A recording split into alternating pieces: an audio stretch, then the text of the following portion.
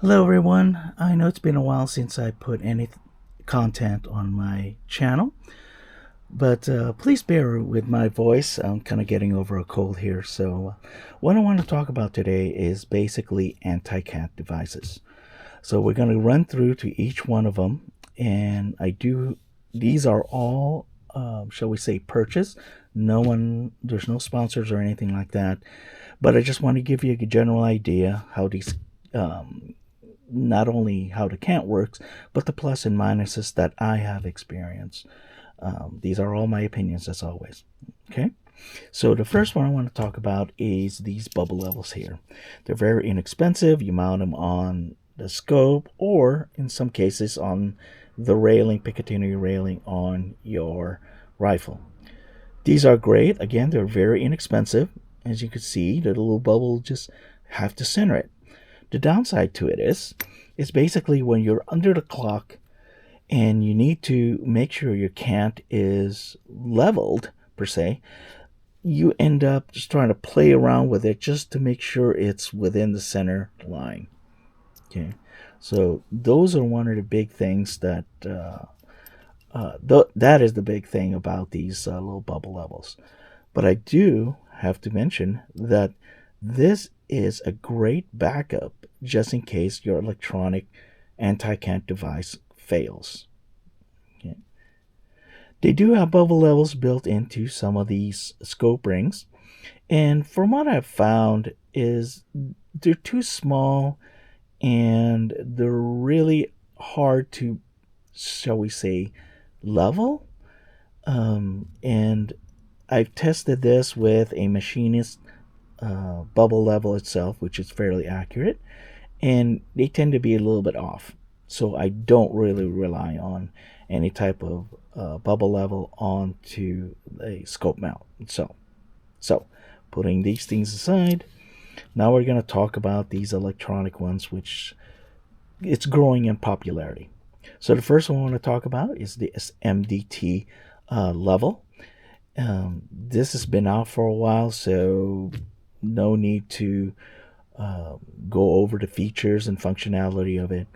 But I do want to say that one of the neat things about this, which I like, is you can have an aftermarket plate that has a fiber optic that goes to the ocular portion of your scope. Thus, you don't have to tilt your head or look over to see if your rifle is straight or not. You could look at your ocular portion of, or look through the scope per se, and you can see the a fiber optic line that illuminates the actual colors that identify if you're canted left or you're canted right. Okay, so they've been around for a while, and they're a little bit on the expensive side since they've been around the market. This one right here, this is the SG Global Pro Pulse, and these are terrific. I picked these up about 8 months ago to possibly a year now, and I love it. I actually like this type of anti-cant. Plus, there are some um, aftermarket attachment, which is close to identical to what the MDT offers, and the light, or shall we say, the fibers, sits on the bottom of the ocular piece of your scope. So it acts the same way. You look through the scope, and you can see the cant either be red, blue, or green. The only difference is between the aftermarket from the MDT and the Pulse is the size of the fibers themselves. I find that the Pulse has a larger diameter of their LEDs, thus I'll be able to see it much better, especially if you're under a time and you have to get situated quickly for a good foundation and looking through the scope at the same time. So that aftermarket I definitely would recommend. So if you guys are interested in it and happen to have one, Please leave a comment on the comment below, and I can give you or provide you the website to be able to get that. Now, put those aside. Now for the last one. This is the latest and greatest at the moment.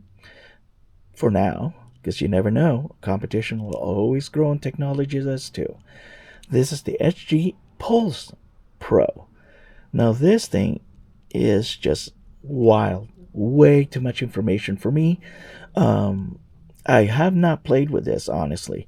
A friend of mine had one, and I was able to test it out, per se. And it does come in handy.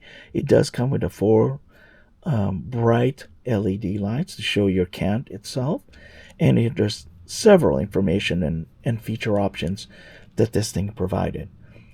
The only downside for me is the use of the elevation at all.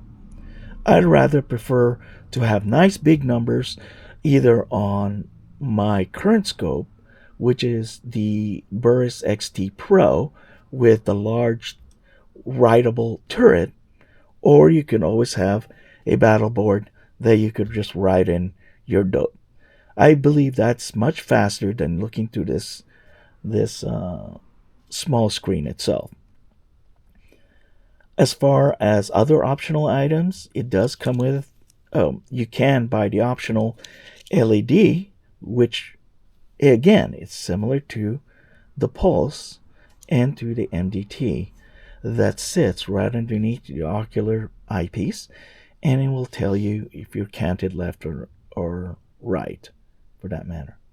Okay, it does come with a timer, and this is the main purpose that I want to use it for, is the timer itself. I know MDT has their Crush It, and I do have it, but to me, configuring it was a little bit on the tricky side, especially for some stages that might have longer time than some other ones that I've encountered. And so for this type of unit, I would rather use it as a timer and also a level.